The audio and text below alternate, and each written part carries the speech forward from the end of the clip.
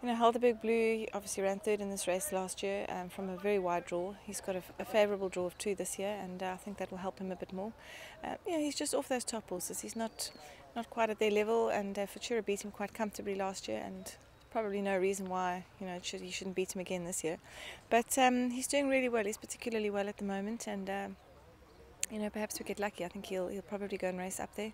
You know, create his own sort of pace, and you know, he stays on quite well. In the Peninsula Handicap last time out, Donovan said that he could have maybe used him a little bit more earlier on, and he got a little bit flat-footed in the straights, and then he came back at them again. So I think he likes to have that solid gallop. I don't think he really has that much of a turn of foot. So yeah, we just got to hope that all goes well with him. And Parts of Familius, he's doing really well at the moment, Andrew. And you know, he's a horse that on his day he can pretty much perform with the best of them. And he's a very talented horse, and not drawn that well. We've drawn, I think, 12 now, but we need a little bit of luck from that draw, I think. But he's very well at the moment.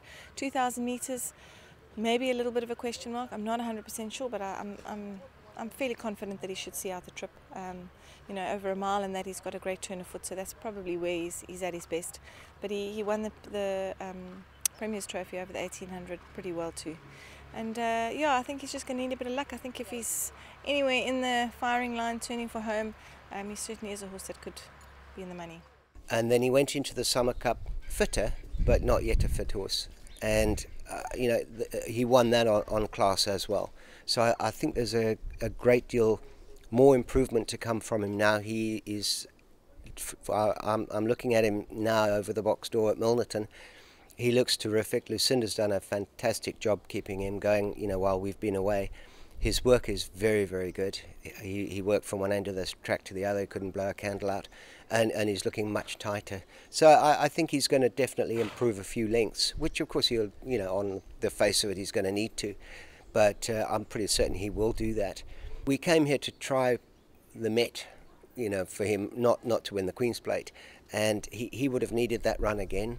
He hadn't run obviously since the Summer Cup, and it's quite a gap between races. And he's a fit boy for Saturday, so always an optimist. I think we wouldn't do this game if we weren't optimists. But you know what the opposition is. One presumes they're going to show up fit and well, and we do have a bit of a mountain to climb. But if ever I've had a horse that can climb mountains, it's this guy, because what he achieved, you know, in the spring in Joburg was little short of fantastic. And I can tell you, you can expect an improvement in his form, and I would hope enough to at least take him into a place. And he's got such a big heart. If he sees daylight in front of him, he's going to challenge. And you know, we're hoping.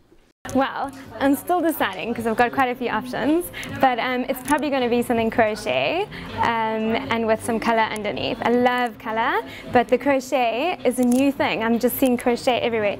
Each decade, okay, I've only been alive for 3 decades, but from what I've seen in the magazines and things that I go back on, it repeats itself with a little hint of what's happening now. So we've got cool African designs coming into what we saw in the 70s. We've got sequins, that was the disco theme, coming in with you know, just the plain cotton stuff. So they're starting to mix what happened before in with the new ideas, and quite a wacky, quirky, push the boundaries. Just come in, grab what makes your heart beat faster, just put it all together, and don't be scared. Don't wear stilettos. I'll say that. Yes, it's all about comfort, but grab what you feel is going to make you comfortable and stand out. That's what everyone wants to do, don't they? I've got something right here. Let me show you. This to me is the coolest because it's silver, it's glitter, it's leather, it's shiny. This is what I'm seeing loads in the malls and in the fashion magazines. This is great. You won't even notice you've got it. This is the cutest little outfit because it's got little shorts underneath it, yeah, and a little crop top on the top. So that's doing well. And you can mix it up with some crazy cool accessories, color, gold, whatever it is you want. So these rings are bold and just so cool, very statement. Love these. Got one on today. This will make you stand out. It's got little shorts, but you can still have bright colored accessories. We've got loads of crystals and brass. Look at this. So beautiful, just so shimmery, and it makes a statement. That's what you want. You've used this race with courses like Alistair, with Gold Onyx, with Successful Bidder. You've had a measure of success. You've now cracked the big one. A pleasant surprise, according to you, but you had prepared this horse specifically for the J&B Met, and this just happened to fall in his path, and he was good enough on the day, and you must be absolutely delighted with the way things mapped out. Yes, 100%, Andrew. Look here, we were not always certain to come and take Ventura on in his own backyard, certainly not over the mile. The fact that it fell into place is an absolute bonus. However, I did feel that if Ventura fluffed his lines, we would be thereabouts to maybe pick up the pieces.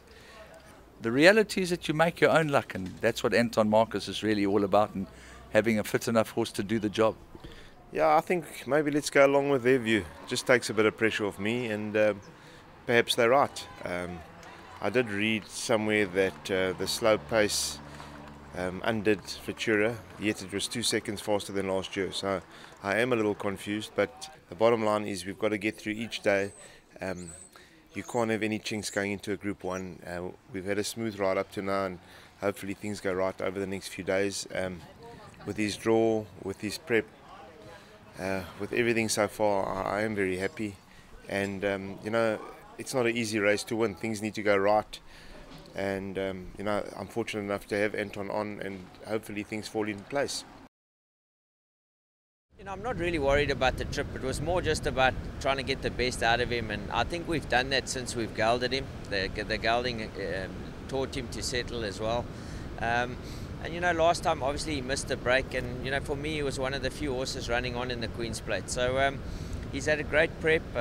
He's got a fantastic draw. So I think he's got a lot in his favour. I mean, you know, it's a top race. I mean, you've got, in my opinion, 4 of the best horses in the country. If you count up the Group 1s that those 4 horses have won, you know, I think you're looking at over 10 or 11 Group 1s between the 4 of them. So just shows the quality of those 4 horses.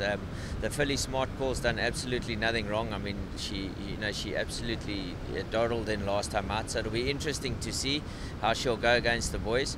But you know, at the end of the day, Legal Eagle, he is the highest rated horse in the race.